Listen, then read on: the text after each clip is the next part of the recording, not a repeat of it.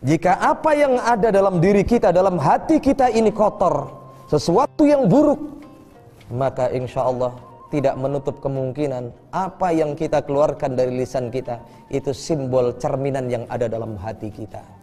Maka bagaimana cara mengobati hati kita yang luka? Kita masih ingat para wali menyampaikan dalam sebuah syair, tombo ati ono limo perkarane, kaping pisan maca Quran lan maknane. Yang pertama, perbanyaklah kita membaca Al-Quran agar hati kita senantiasa merasa tenang. Kaping pindho salat wengi lakonono, obat hati kita salah satunya. Yang kedua adalah memperbanyak qiyamul lail, dekat diri kita kepada Allah, maka insya Allah hati kita akan bersih. Kaping telu wong kang saleh kumpulono. Jika hati kita akan merasa tenang, ingin hati kita sehat, hati kita selalu baik, berkumpullah dengan orang-orang soleh. Maka Imam Asy-Syafi'i menyampaikan, uhibbus sholihin walastu minhum la'ali an anala bihimus syafa'ah wa akrahu man bida'atuhul ma'asi wa in kana syawa'un fil bida'ah. Aku cinta, aku sayang, aku suka kepada orang-orang yang soleh, walaupun aku bukan bagian dari orang yang soleh. La'ali an anala bihimus syafa'ah. Untuk itu dekatku dengan orang-orang yang soleh, kedekatanku dengan mereka, aku ingin mendapatkan dan kecipratan syafaat dari mereka. Inilah untayan yang luar biasa yang disampaikan oleh Imam Asy-Syafi'i rahimahullahu ta'ala. Kaping telu wong kang soleh kumpulono, kaping papat kudu weteng ingkang luwe. Perbanyaklah kita berpuasa, ini pun akan mengobati hati kita yang sakit. Kemudian pesan berikutnya para wali menyampaikan agar hati kita tidak sakit. Kaping limo zikir wengi ingkang suwe. Pengobat hati kita salah satunya adalah perbanyak zikir yang lama di malam hari, mendekatkan diri kita kepada Allah. Ada bidzikrillahi tatmainnul qulub. Jika kita memperbanyak zikir kepada Allah, maka hati kita akan merasa tenang. Itulah yang kedua, pesan yang disampaikan oleh Rasulullah sallallahu alaihi wasallam, orang yang diharamkan jasadnya untuk tersentuh api neraka. Yang kedua adalah layin, orang yang lembut hatinya. Kemudian yang ketiga, golongan-golongan yang diharamkan jasadnya untuk tersentuh api neraka. Yang ketiga ini Rasulullah menyampaikan qarib, orang yang dekat dan mendekatkan. Siapakah orang yang dekat dan mendekatkan ini? Orang yang pintar menjalin silaturahim, orang yang pandai bergaul, keberadaannya selalu dinantikan oleh orang, menjadi sosok yang menyenangkan, kehadirannya selalu dinantikan banyak orang. Dia mudah bergaul, banyak ide, pribadi yang menyenangkan, sehingga ketika berkumpul dengan orang, kedatangannya selalu ditunggu-tunggu oleh orang lain. Dia mampu menjalin ukhuwah Islamiyah dengan baik, menjalin silaturahim dengan baik. Inilah karakteristik qarib, orang yang dekat dan mampu mendekatkan, menjalin ukhuwah Islamiyah dan menjalin silaturahim.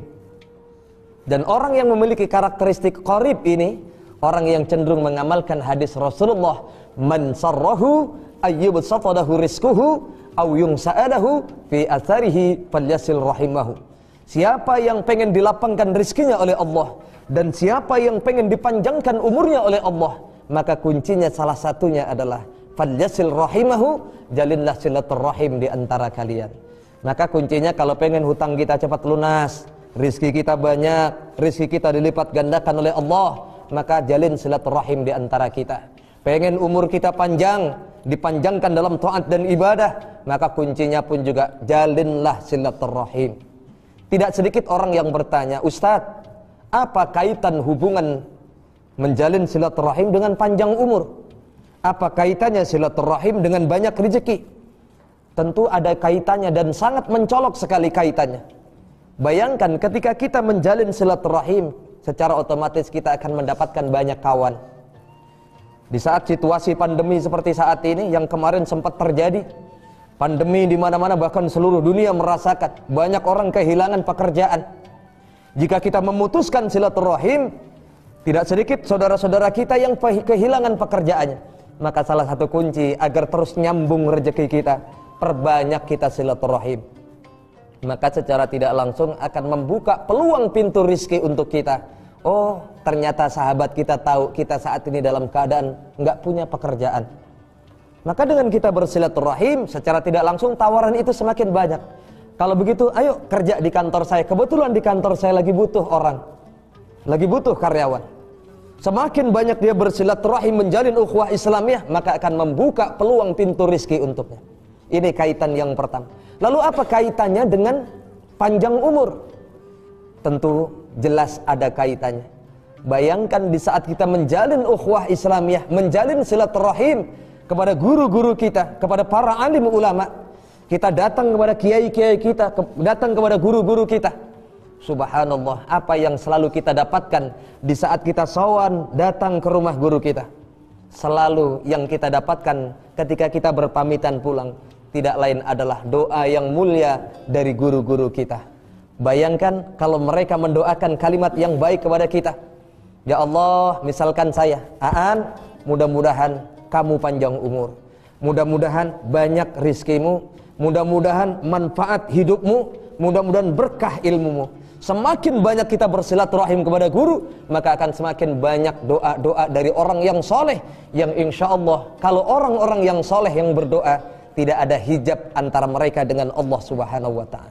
Inilah kaitannya. Qarib, orang yang dekat, insya Allah akan banyak peluang-peluang yang akan dia dapatkan, termasuk rizki, dan insya Allah silaturahim akan terjamin. Kemudian yang terakhir, ciri-ciri orang yang diharamkan jasadnya tersentuh api neraka. Yang keempat adalah sahl, orang yang memudahkan, tidak mudah mempersulit orang lain. Artinya memudahkan kesulitan orang lain. Dan ini karakteristik yang sangat cocok dimiliki oleh seorang pemimpin. Karakteristik sahl ini adalah orang yang ringan tangan, gampang membantu orang lain. Di saat dia melihat ada fakir miskin yang membutuhkan bantuannya, maka dengan ringan tangan, sahal, dia memudahkan kesulitan-kesulitan orang lain dengan dia memperbanyak bantuan kepada fakir miskin, anak-anak yatim piatu. Bayangkan jika kita memiliki seorang pemimpin yang punya karakteristik sahal, mereka selalu memberikan kemudahan kepada rakyatnya, maka insya Allah rakyat kita akan menjadi rakyat yang sejahtera. Inilah yang sangat kita harapkan. Mudah-mudahan kita semua dihindarkan dari siksa api neraka. Yang pertama adalah hayyin, orang yang hatinya selalu tenang. Kemudian yang kedua layyin, orang yang lembut hatinya. Kemudian yang ketiga qarib, orang yang dekat, gampang menjalin silaturahim. Kemudian yang terakhir adalah syahl, orang yang senantiasa memudahkan kesulitan orang lain, menghilangkan kesulitan orang lain. Mudah-mudahan kita semua bisa melaksanakan 4 perkara ini. Yang 4 perkara ini insya Allah akan menjadi satu wasilah bersama-sama kita masuk ke dalam surganya Allah. Amin ya rabbal alamin. Kurang lebihnya mohon maaf.